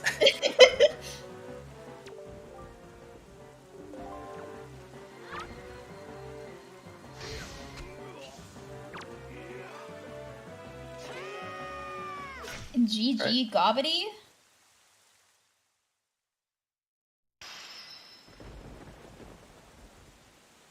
So even though it says Gobbity finished in second, again, it is a separate race, so he actually got first place in his race. Yeah, PG, it's really annoying. It takes a lot of practice, and at least like for me personally, like I feel like no matter how much I practice it, it's still just like difficult. Yeah, it's something you have to constantly practice. It's the complete opposite of riding a bike. Right, exactly. You have to always be like, have the timing like in your brain when you do it. And it does go away if you don't practice.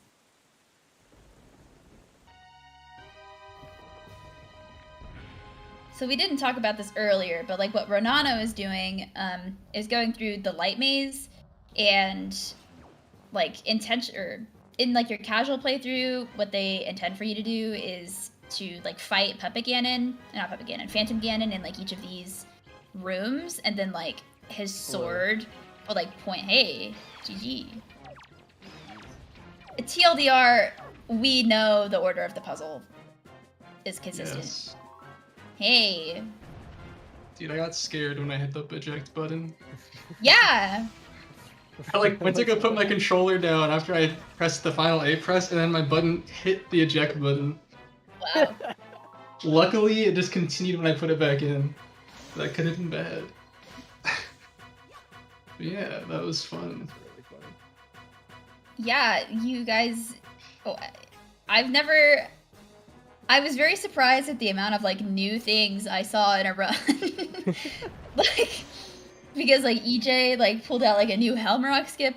Yeah, that's setup. was that the thing, EJ? Yeah, it was so Yeah, hyped. see, those are known now.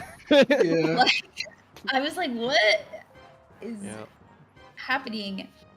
And like also the thing in I don't know what that room is called, like the puzzle room. Yeah, I've been doing that for a while. Wow.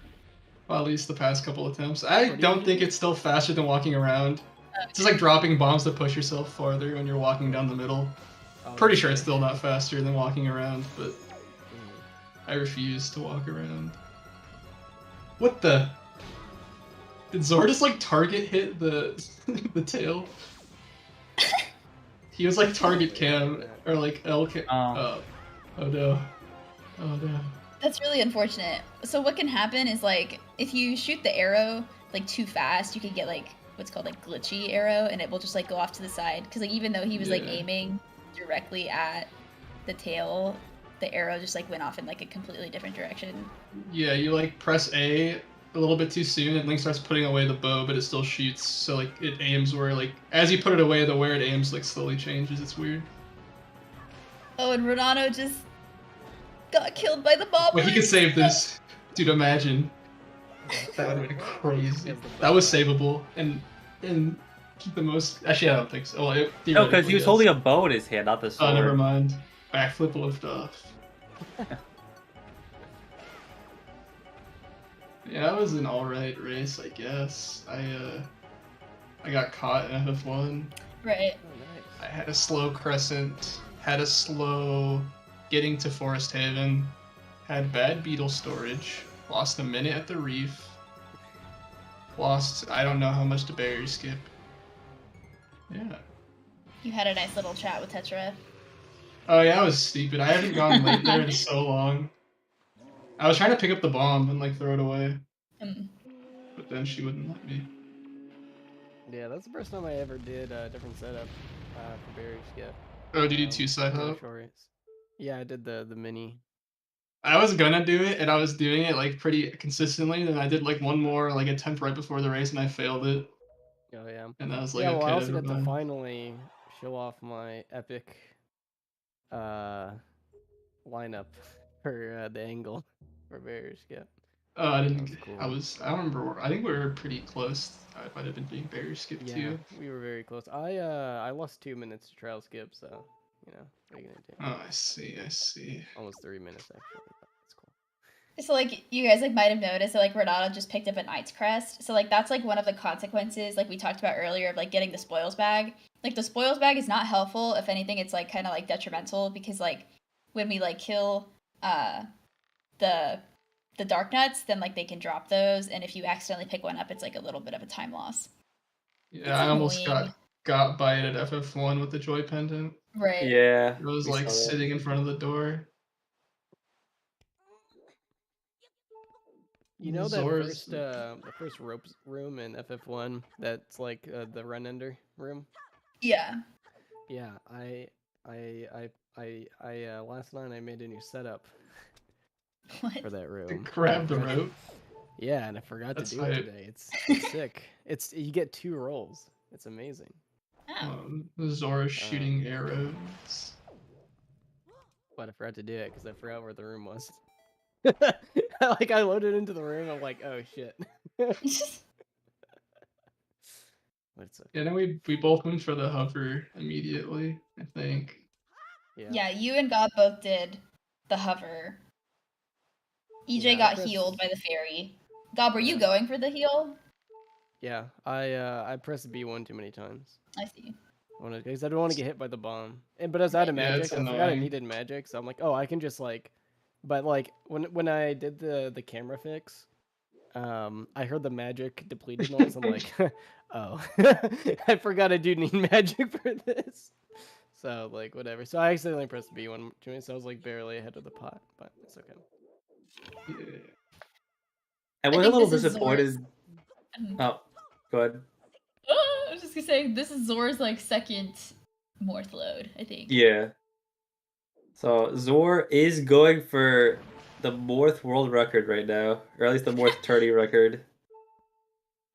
That's kind of a nice thing about the Morth leaderboard for who gets the worst number of tries, is it incentivizes the runners that didn't win their race to keep going to pretty much the end of the run. So it's more gameplay. Yeah, gameplay. Yeah. Just Climbing reloading the and room. Well, also, like, you know, you're gonna keep going, like, go down the Hyrule Dude barrier skip, Yeah. do all that anyway. Yeah, Versus you know, just I doing- don't blame Zora doing this. I have like one mash up this rope in me too, and I give up. Yeah. I hate mashing up this thing multiple times. Yeah, So, this was really weird. Okay. I was a little disappointed that neither EJ or Ugavity went for the Morth record, but then I realized, oh, if you beat that record, then you might have lost the lose. race. Yeah. I'm Yeah. trying to win, man. If Yeah. I'm going against, you know, like, I don't know, if I'm going against like Mini or Dimza and they're like 5 years ahead of me, then, you know, maybe. Just maybe. Yeah. Yeah, if I'm in a losing spot, I'll definitely go for it. I think I might go for it next run just because I have a buffer, so it's like I have some room to. I have that breathing room, but I might just keep on going for the fairy pod just to get more consistent at it or something. Oh, yeah, best of 3. Snap. Forgot. No, yeah, I think the things I did in this run that went well, I think went like really well. I think it sounds kind of dumb, but like everything I did like good, I thought I played like really good, and I feel it was really good. But like everything else that went bad was like also like probably the worst. Like I don't know, it was so bad. I don't know, it was really weird. I think that's just like, it's just Wind Waker, like, you know. I don't know. Is it just Wind Waker? Is it? I did don't some know. We're crazy just stuff. washed. You and I are just washed up. I know. Simply Can't barf. believe I got caught in the FF1. I was so mad. I got fast lights, but it was the most jank fast lights I ever got in my life. You see how far I was into that light? I was like, I should have gotten caught. I should have gotten caught. I felt like you were just as far into the light as EJ was, but EJ got caught. Yeah, but I think I was deeper. I felt like, I don't remember though. Gob was pretty deep. I was in there. In that light. And then my movement was really weird. I was like going all around the stairs. Like, I was like, what's going on? But I mean, it wasn't that close somehow. I don't know what attempt. This is either the third or I don't fourth know either, reload. but Honestly, we should have been paying attention so we don't have to check it later, but it's too late for that now. What's this Wii nonsense? You're checking it. Yeah, I am checking it. dang. Well.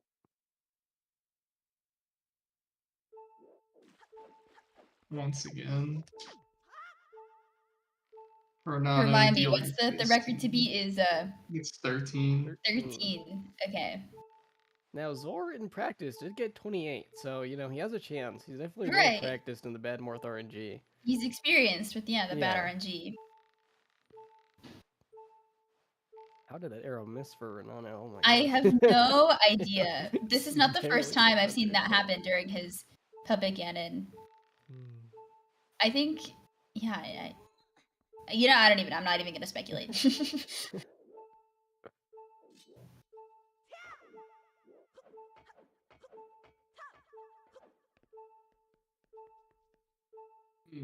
He's going for it again.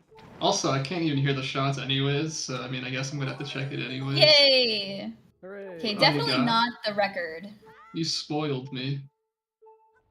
Well, actually, that is kind of bad for Zhor. It doesn't like the record now, unfortunately. And the past 2 times the record was beaten, it was beaten immediately after in the same race. Yeah, I'm still mad. I got 9, and then Dragon got 10, and then Gob got 12, and then who was it? And Ved got Then 13. got 13, yeah. That's funny. So Zhor threw off the fairy pot. I used to do that too because like if you get healed by the fairy, like it's like really annoying. So you have to damage down from 3 hearts again, and he's like already at a quarter heart.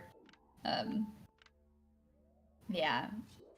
Yeah, another thing, I accidentally like dry rolled randomly, and then luckily the Morthus stayed up here, but when I rolled to get rid of Morth, I didn't mean to. I was like in the middle of the platform. Yeah, grab that little more. Okay, getting a little scary for Ronano.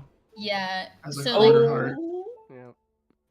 an Unfortunately annoying died. thing that can happen is like the like, collision like with the wall is like really weird. So like if you blow the Morth like against the wall in like a certain way, it can just like go out of bounds. It looks like he's fixing it. Okay, this Yeah, he's can doing be a good scary. job of adjusting it for sure. Yeah. This is exactly what you want to do when it's against the wall. You don't want to push it against the wall like ooh. It's Almost supposed to fell go off. backwards. Okay, it's fine. Yeah, I thought a couple times it would go backwards. So like Yeah, it was really oh, fun. then see there it goes. Oh, yeah.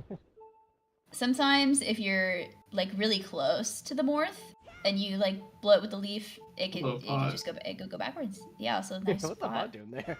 Is How that did a it fairy get pot? there? Like- Standing up.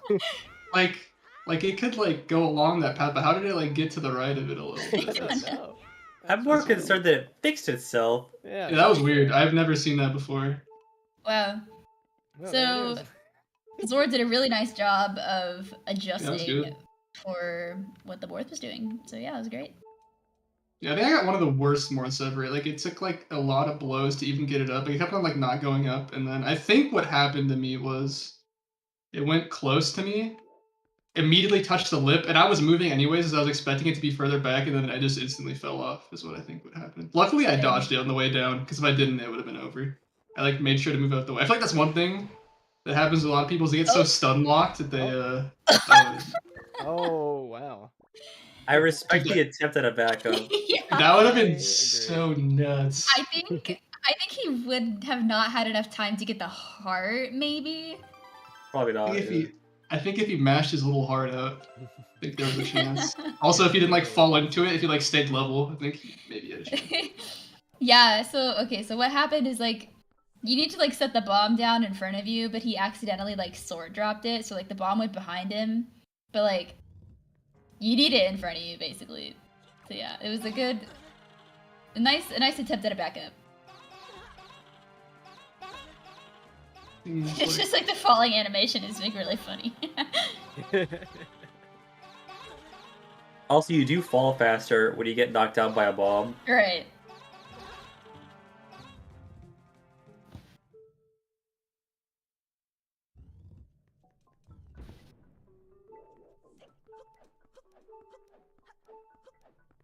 Also, GG Ronano, he has decided to DNF, but that's like understandable considering EJ was already done. And remember, like this is not a 4-way race. Like these are two-way races. Yeah, because So GG's. if you do it together, you need less commentators, and that's very convenient. Right. Zhor is still continuing, just needs to do Morth Hover. He got pretty far last time. I don't see any reason why he wouldn't get it this time. Right.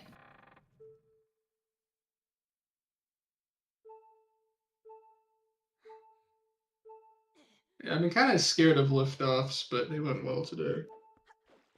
Yeah, my mashing was like, it got there, but like, Yeah. man, all the starts were like, what's going on? Is my controller Yeah, like, yeah, it was really scary. Then I started like doing regular like speed. It's like okay. yeah. Because I've been moving, I haven't been on console in a while, and the last time I did a run was on emulator, and I failed liftoff 3 times. That's like that was my last exposure to liftoffs before today. Oh wow. So like I was kind of like mentally scarred. I was kind of scared Yeah, that it was gonna go wrong today, but it went well. Liftoff Yeah. is scary.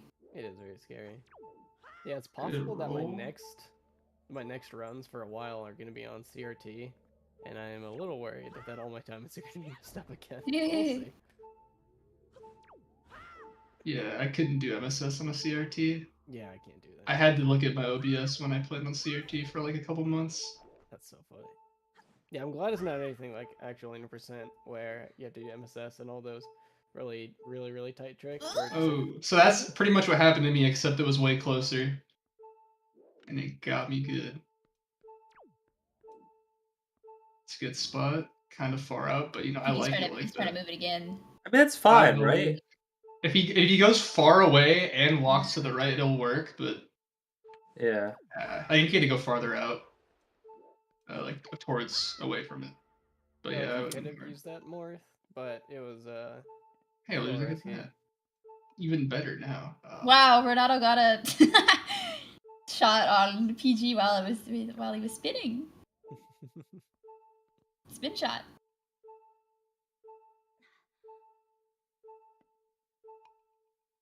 Okay, that's a good North. Yeah. I used to have a bad habit of like wanting it to stick out as far as possible. You can really I just kinda still sit do that. there. Yeah. I It's like so like cozy. so far. It's nice to be able to see the North so that like Yeah. you know exactly where you want to shoot. All right, Place the we bomb got liftoff. correctly. Going. Switch Go, into Blazer. two-hand. Smart, Ooh, smart. all right. Easy. Oh. He can get. Oh, I don't know if he can get that. Oh, Yeah, it's wow. fine. Yeah. Okay. A little bit of a stab. Oh, quick spin. I would. Yeah. See, I'm like Yeah. slightly behind you guys. Let me see if I can refresh. I did Well, they nothing. probably have a different layout. Oh yeah, you're watching on the commentator thing, right? Yeah, yeah. Oh snap. Yeah, that's true. That'll do it.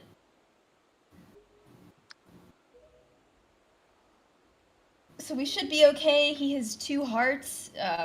You know, should be okay. Good. Maybe.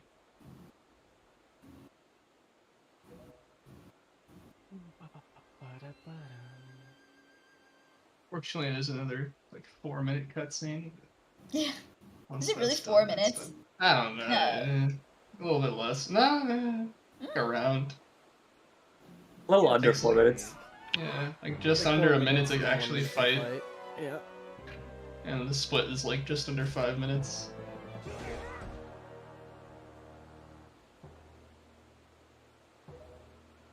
Oh, I'm stupid. I was like, why do I have no game audio? But I turned off the stream audio because I didn't want to hear you guys twice.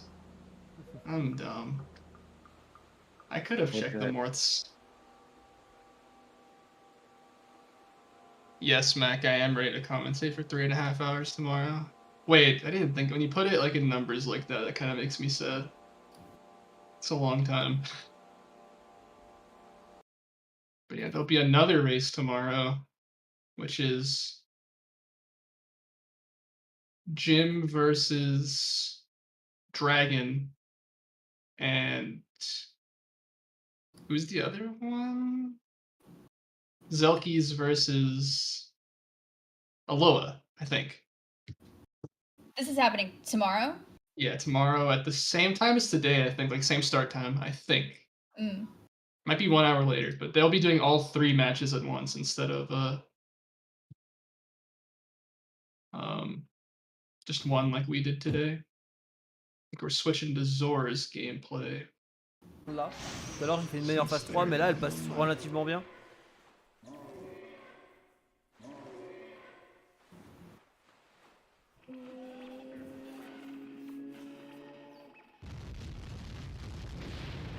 Yep, not much to talk about during a cutscene. No. Yeah, he's gonna beat Ganondorf after this, and that'll be it. I'm really glad I didn't have to do the Greatfish backup because it was very close. I could not hit the post, and when I was trying, I got the angle, and I released a swim, and during the unpause lag, I was going towards it. I swear to God, I was going towards it. Then I paused again just to make sure, and I was going the other way. And I'm like, oh my God, I have. Yeah, I Half a saw that and second was a little left. confused. Yeah. So I had to do the frame perfect pause one frame up to turn around in time because I knew I wouldn't be able to charge an aim again, and I got it. And then You have to do Great Fish? No, I almost had to. Oh, okay. Oh, Yeah. okay. I think It Ronano was, had to do Great Fish, I think. He did. Oh man. Yeah, it was. He got it though, very first try. close. Nice. good. I don't think Ronano like failed going to outside. I think he always intended on going to Great Fish, Right. right? Yeah, I Oh, think really? he too. Oh. Interesting. I don't know how much slower it is when you fully commit. Yeah, that's interesting. I don't know. I don't think anyone's ever timed. I feel like that's a lot of cases where no one ever times the slower method because it's just slower. Oh, there you go. Zor's fighting Ganondorf. Just in time. The cutscene. It's fine because the cutscene was happening the entire time. So. Mid-air block. Oh Jesus Christ! Wait, did he shield block mid backflip? Yeah. Haven't seen that in a while. But yeah, we missed nothing because we were just watching, cutscene. It was all planned. Oh.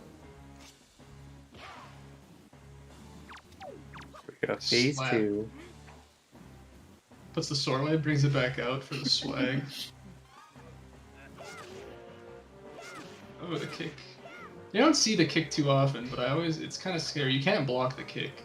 Right, the kick, yeah, so that can go through your shield. Usually he kicks when he hits you with his first swing, and he'll go for the kick. So we did take. Oh my, that was like 3 million blocks midair. That, you know what, I'm honestly shocked he's alive right now.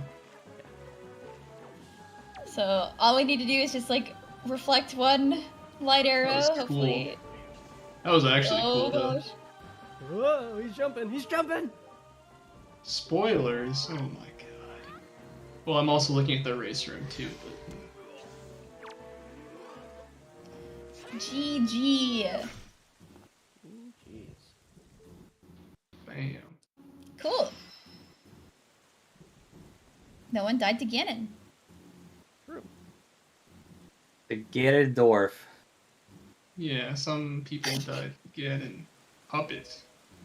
Oh, yeah, right. Third phase can get kind of crazy. Alright, well, Zor will be heading out. Unfortunately. GG's on the race. GG's everyone on the race. Cool, yeah, good job, guys. Don't know when our game 2s will happen. I'll have to figure that out. Eventually. Yeah. Give me an NA opponent. We'll be knocked that stuff out easy. It's just hard. Availability wise. Yeah.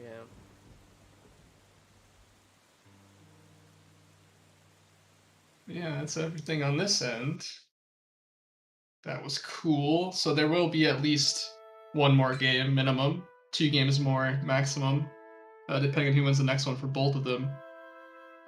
Other results that have happened, I believe that... Let me look at the bracket.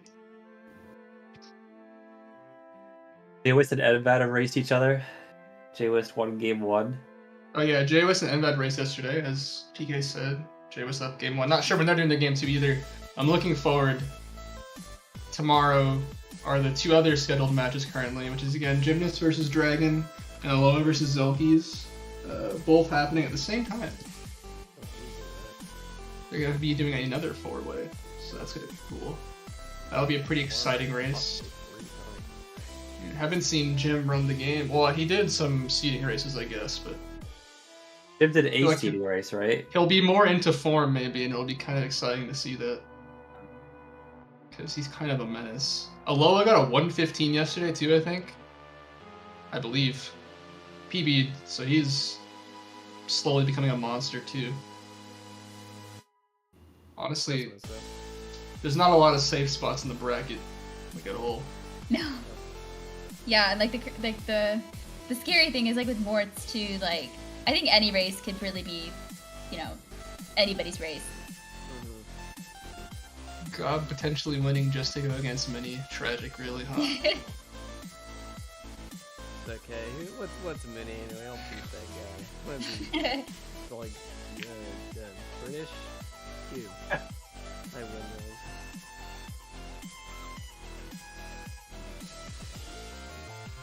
Well, I think that's everything from us. Yeah, thank you everybody for watching. Yeah, and make sure to tune in tomorrow. I will be commentating along with Minnie, I think, the whole time. So it'll be hype.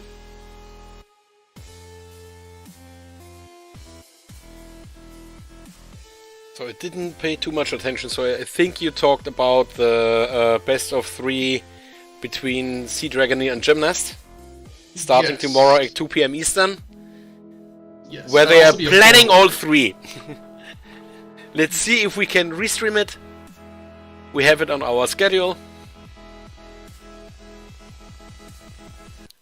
As well, I think you have nothing more for on interview right now. Yeah, we're all set here. Then let me give you a quick preview what's up next here on ZSR. For today we only have the Ocarina of Time Standard Tournament Season 6 qualifier during the NA Weekly at 6 PM Eastern. And for tomorrow at 12 PM Eastern, we're planning to do the Minish Cap Randomizer Weekly Race. Then at 2 PM Eastern, the before mentioned Wind Waker any percent no MSS race between Dragoneer and Gymnast. And that will be all for the weekend. Thank you for Helsin, Haley and Slam for commentating, and don't forget our runners. Make sure to give make sure to give all of them a follow, not just our commentators.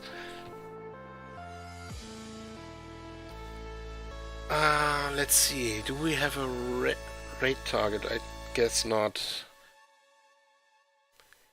Any quick raid ideas? Alola Alright, is streaming Wind Waker. I don't think I think he's doing like a little bit of yeah. He's doing. Oh, is he babysitting? He's doing like he's trying to practice the Helm Rock swim. I don't know if that's exactly it. Yeah, so maybe we have no raid. It's also There's okay also- sometimes. Mr. Alberto23 is doing HD no MSS speedruns right now.